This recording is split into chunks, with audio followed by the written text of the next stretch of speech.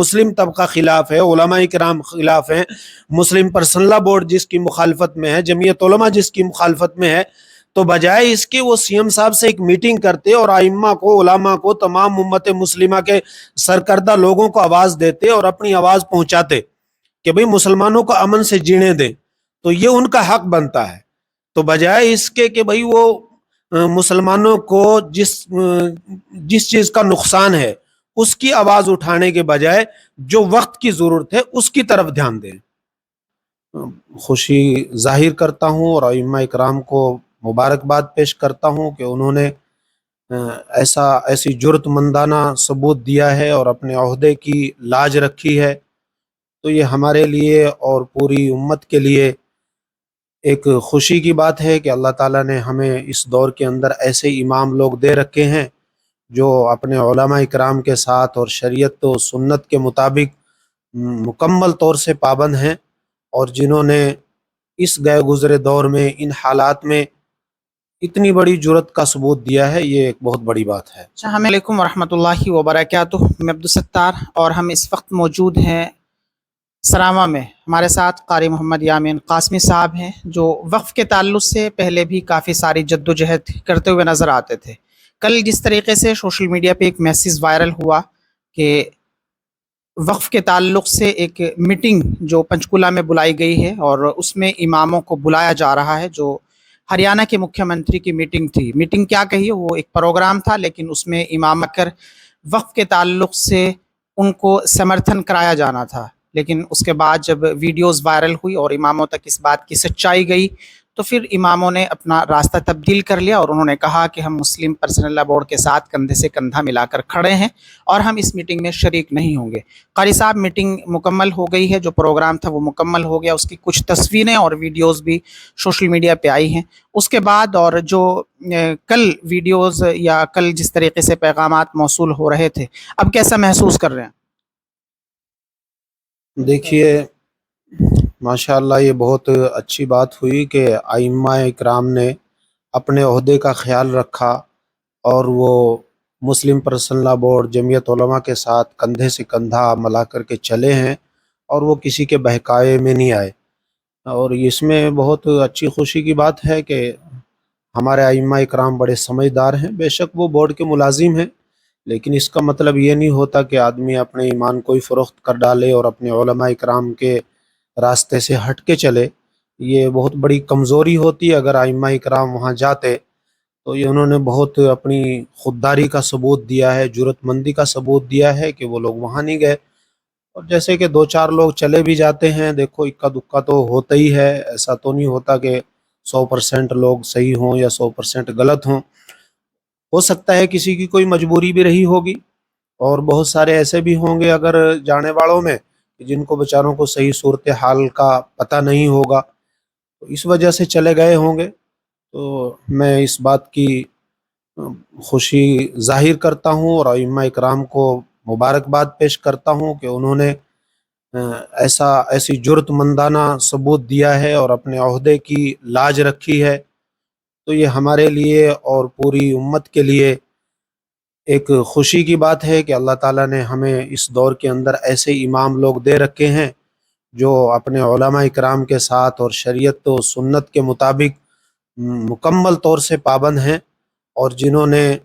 اس گئے گزرے دور میں ان حالات میں اتنی بڑی جرت کا ثبوت دیا ہے، یہ ایک بہت بڑی بات ہے۔ اچھا، ہمیں یہ بھی پتہ چلا ہے کہ بہت سارے امام جب ان کو میٹنگ کے لیے طلب کیا گیا وہ کل شام ہی پنچکولہ پہنچ گئے تھے،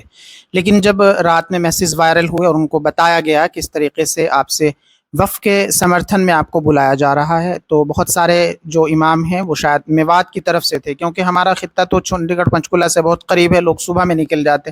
تو وہ لوگ کل دن میں انہوں نے سفر کیا، رات میں وہاں پہنچے، لیکن جیسے ہی ان کو یہ خبر ملی تو وہ لوگ میوات کی طرف واپس لوٹ گئے اور انہوں نے اس پروگرام میں شرکت نہیں کی۔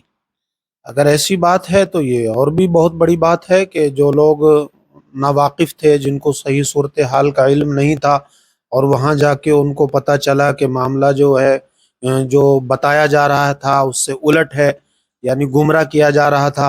اور وہ میٹنگ جو بلائی گئی تھی وہ وقف بل، جو یہ سیاہ بل وقف کے نام سے جو پیش کیا گیا ہے، جس کو لاگو کیا جا رہا ہے، اور ابھی سپریم کورٹ میں اٹکا ہوا ہے. ہو سکتا ہے اللہ تبارک و تعالی مسلمانوں کے حق میں، وقف بورڈ کے حق میں اس کا فیصلہ فرما دے.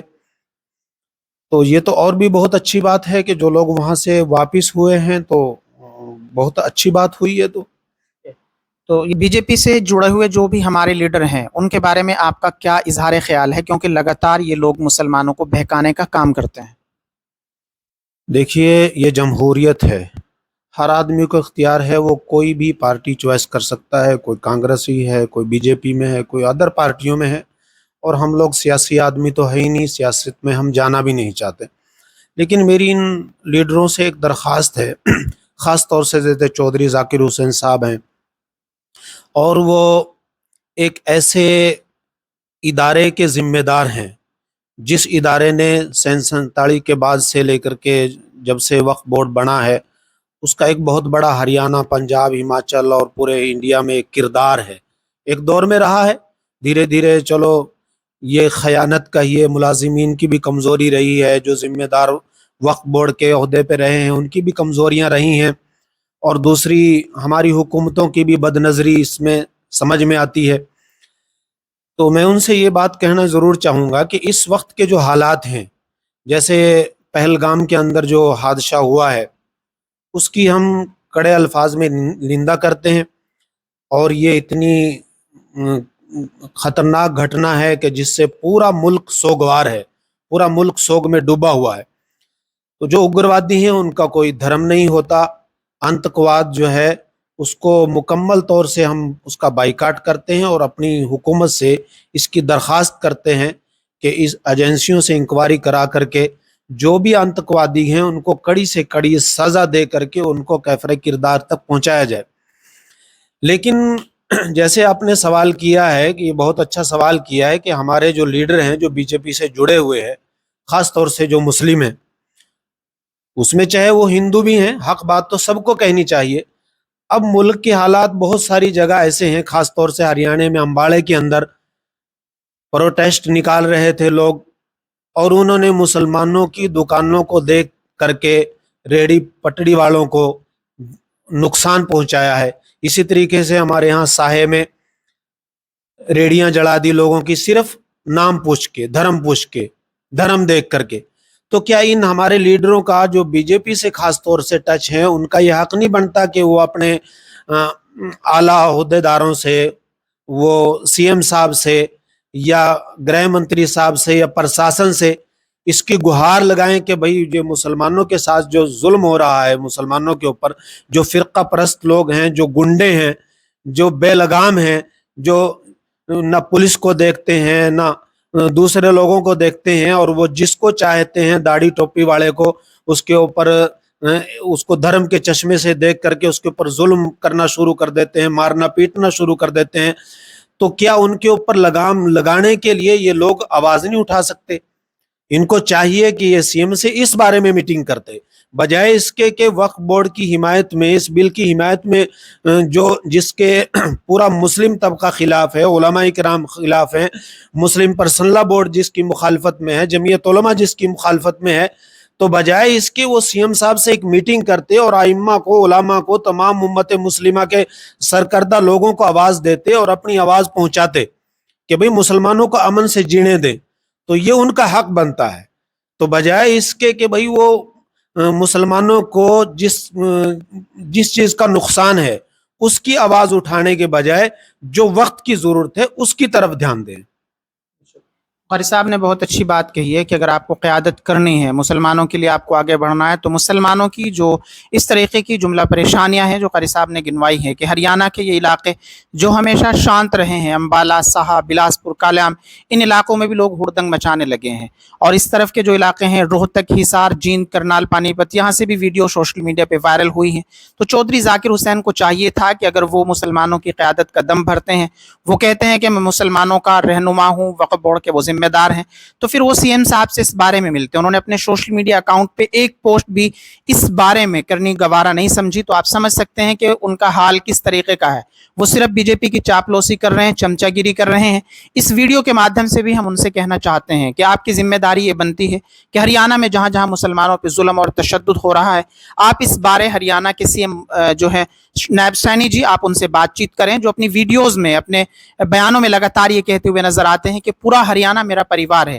مکھیہ منتری جی, آپ کے پریوار میں لوگوں کی ریڑیاں جلائی جا رہی ہیں, لوگوں کی دکانوں پہ ہڑدنگ مچایا جا رہا ہے, مسلمانوں کی دھارمک پہچان دیکھ کر ان کو شہر چھوڑنے کی دھمکیاں دی جا رہی ہیں. آپ کو اس طرف توجہ کرنے کی ضرورت ہے. یہ تھے ہمارے ساتھ قاری صاحب جنہوں نے تفصیل میں بتایا کہ وہ امام حضرات جنہوں نے اس میں شرکت نہیں کی وہ مبارکباد کے واقعی مستحق بھی ہیں. اور میں کھلے طور پہ چودھری ذاکر حسین صاحب کے بارے میں کہنا چاہتا ہوں کہ انہوں نے پہلے بھی کئی مرتبہ اس طریقے سے اماموں کو غلط طریقے سے میسج کر کے بلایا اور پھر ان سے بی جے پی کے سمرتھک میں